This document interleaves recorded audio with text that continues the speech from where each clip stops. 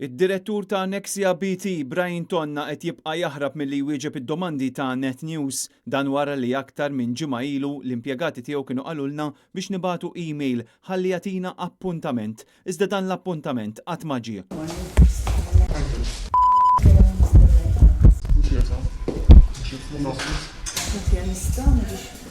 At a later time, maybe? Can I find him at a later time?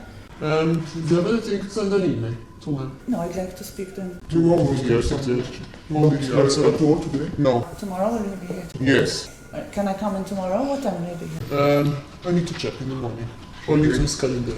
If you can call, I'll let you know. Yes. Really? Okay. Okay, thank you. Can I have a number?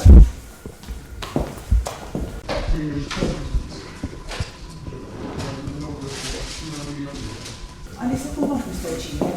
No. That's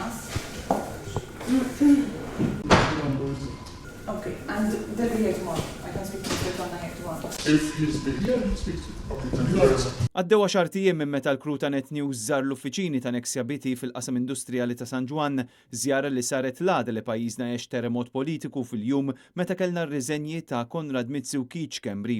Nexia BT kienet il-kumpanija ta' awdituri li fetħet il-kumpaniji sigriti fil-Panama għal Konrad Mizzi u Keach Kembri u li minn emails il-likjati ħareġ ċar li kellhom jirċievu fihom 5,000 euro kull wieħed kull jum mill-kumpanija 17 Black li llum nafu li hija tal-imprenditur Jorgen Fenech.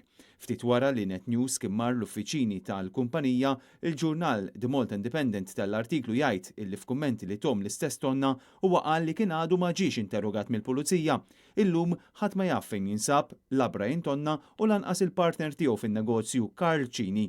Anke l-istess Keach Kembri kien ġie rilaxxat mill-pulizija dik il-ġimgħa stess.